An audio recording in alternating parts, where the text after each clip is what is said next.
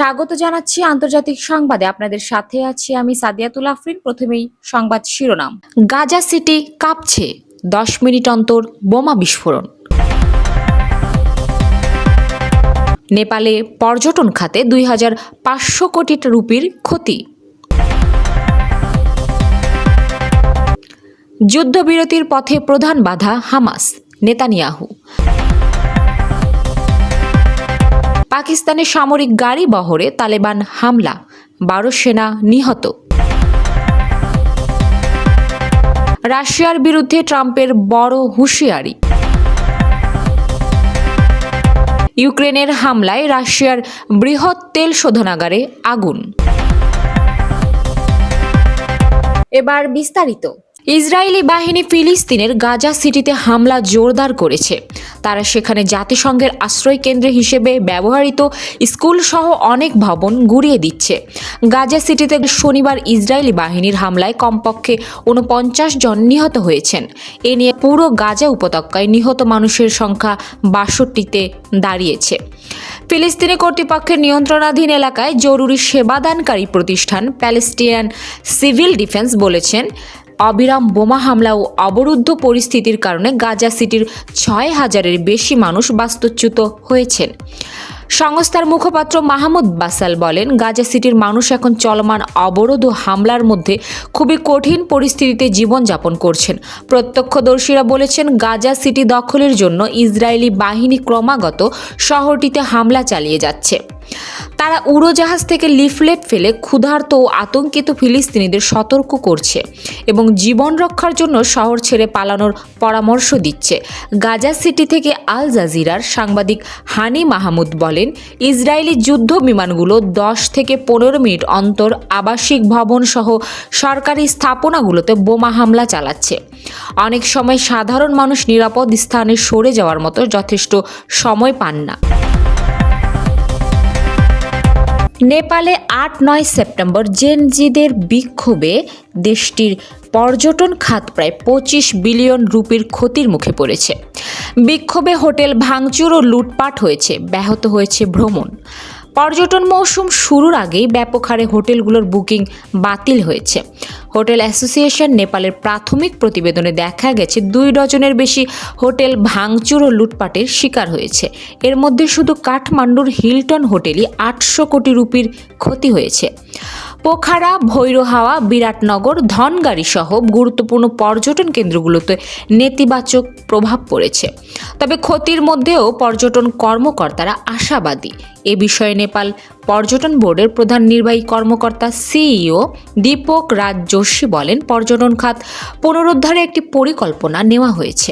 2015 সালে ভূমিকম্প ও কোভিড-19 মহামারীর পর এ খাতের ঘুরে দাঁড়ানোর কথা উল্লেখ করে দীপক রাজ বলেন, পর্যটন খাত নিশ্চিতভাবে পুনরুজ্জীবিত হবে। কাতারে অবস্থানরত হামাসের শীর্ষ নেতাদের সরিয়ে দেওয়া গেলে গাজার সব জিম্মি মুক্তি ও যুদ্ধ শেষ করার পথে প্রধান বাধা দূর হবে বলে মন্তব্য করেছেন ইসরায়েলের প্রধানমন্ত্রী বেনিয়ামিন নেতানিয়াহু। শনিবার তিনি এ মন্তব্য করেন। ইসরায়েল সম্প্রতি কাতারের রাজধানী দোহায় ফিলিস্তিনি স্বাধীনতাকামী সংগঠনে হামাসের নেতৃত্বকে লক্ষ্য করে বিমান হামলা চালিয়েছে। এ হামলার তীব্র নিন্দা জানিয়েছেন কাতার। দেশটির গাজা যুদ্ধবিরতি আলোচনার অন্যতম মধ্যস্থতাকারী হিসেবে ভূমিকা রেখে আসছে। হামাস জানিয়েছে, এ হামলায় তাদের 5 সদস্য নিহত হয়েছেন। তাদের মধ্যে ছিলেন নির্বাসিত গাজা নেতা খালিল আল হায়ার ছেলে। তবে হামাসের শীর্ষ নেতৃত্ব ও আলোচক দলের সদস্যরা বেঁচে গেছেন।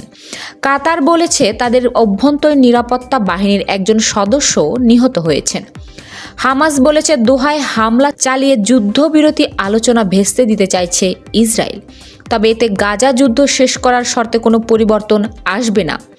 সামাজিক যোগাযোগ মাধ্যম এক্সে এক পোস্টে নেতানিয়াহু লিখেছেন, কাতারে থাকা হামাসের সন্ত্রাসী নেতারা গাজার জনগণের প্রতি কোনো তোয়াক্কা করে না। তারা সব যুদ্ধবিরতির প্রচেষ্টা আটকে দিয়েছেন যেন যুদ্ধকে অনন্তকাল টেনে নেওয়া যায়। অন্যদিকে হামাস বলেছে, দোহায় হামলা চালিয়ে যুদ্ধবিরতি আলোচনা ভেস্তে দিতে চাইছে ইসরায়েল। তবে এতে গাজা যুদ্ধ শেষ করার কোনো শর্তে পরিবর্তন আসবে না।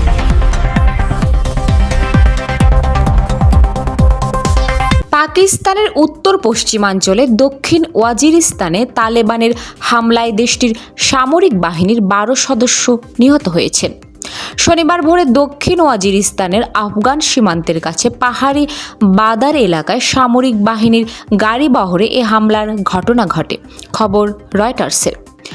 পাকিস্তান সেনাবাহিনী এক বিবৃতিতে জানিয়েছে, পাল্টাপাল্টি তুমুল গোলাগুলির ঘটনায় 12 সেনা ও 13 জঙ্গি নিহত হয়েছেন। নিরাপত্তা কর্মকর্তারা জানিয়েছেন, এই ঘটনায় কমপক্ষে 4 জন আহত হয়েছেন। পাকিস্তানি তালেবান এ হামলার দায় স্বীকার করে বলেছে, সেনাদের কাছে থেকে তারা বিপুল পরিমাণ অস্ত্রশস্ত্র, ড্রোন ও হাতিয়ে নিয়েছে। ইসলামাবাদের দীর্ঘদিনের অভিযোগ, ভারতের সহায়তায় আফগান তালেবানরাই পাকিস্তান তালেবানকে আশ্রয় দিচ্ছে। তবে নয়াদিল্লি ও কাবুল দুই পক্ষই এই অভিযোগ অস্বীকার করে আসছে। 2021 সালে তালেবান আফগানিস্তানের রাজধানী কাবুল দখল করার পর থেকে পাকিস্তানেও নিরাপত্তা বাহিনীর উপর তালেবানের এই অংশের হামলা বেড়ে গেছে। পাকিস্তান আশা করছে অস্থায়ী আফগান সরকার তার দায়িত্ব পালন করবে এবং আফগান মাটিকে পাকিস্তানের বিরুদ্ধে জঙ্গি কার্যক্রম ব্যবহার হতে দেবে না।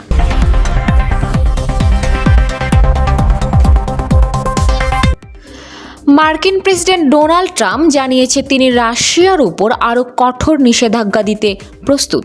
তবে সেক্ষেত্রে শর্ত হলো, ন্যাটোভুক্ত দেশগুলোকে আগে রাশিয়ার তেল কেনা বন্ধ করতে হবে।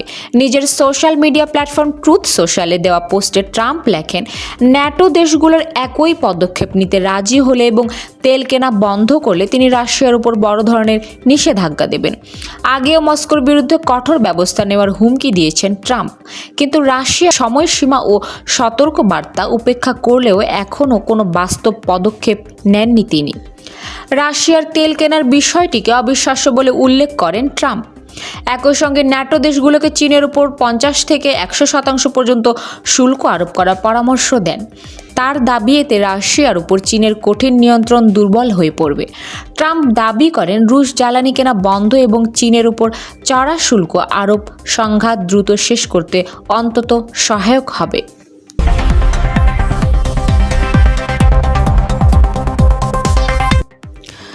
রাশিয়ার বাশকোরতস্তান প্রদেশের রাজধানী উফার একটি তেল শোধনাগারে ড্রোন হামলা চালিয়েছে ইউক্রেন। এটি রাশিয়ার সবচেয়ে বড় তেল পরিশোধন কারখানাগুলোর মধ্যে অন্যতম। ড্রোন হামলার জোরে শোধনাগারটির একটি অংশ আগুন ধরে গিয়েছিল, তবে শিগগিরই তা নিয়ন্ত্রণে আনা সম্ভব হয়েছে। সামাজিক যোগাযোগ মাধ্যম টেলিগ্রামে হামলার তথ্য নিশ্চিত করেছেন বাশকোরতস্তান প্রাদেশিক সরকার প্রধান রাদিয়ে খাবিরভ। রাশিয়া ইউক্রেন সীমান্ত থেকে উফা শহরের দূরত্ব 1400 কিলোমিটার। শনিবার ইউক্রেনীয় বাহিনী তেল শোধনাগারটিতে হামলা চালিয়েছে। সেটির মালিক রাশিয়ার সরকারি তেল কোম্পানি ব্যাশনেফট। টেলিগ্রাম পোস্টে খাবিরভ বলেন, সিসিটিভি ফুটেজে দেখা গেছে বিমান আকৃতির এটি ড্রোন শোধনাগারে একটি অংশে আছড়ে পড়ে এবং তারপরে ঘটে বিস্ফোরণ। এ সময় কারখানার ওই অংশ আগুন ধরে গিয়েছিল, তবে শিগগিরই তা নিয়ন্ত্রণে আনা সম্ভব হয়েছে।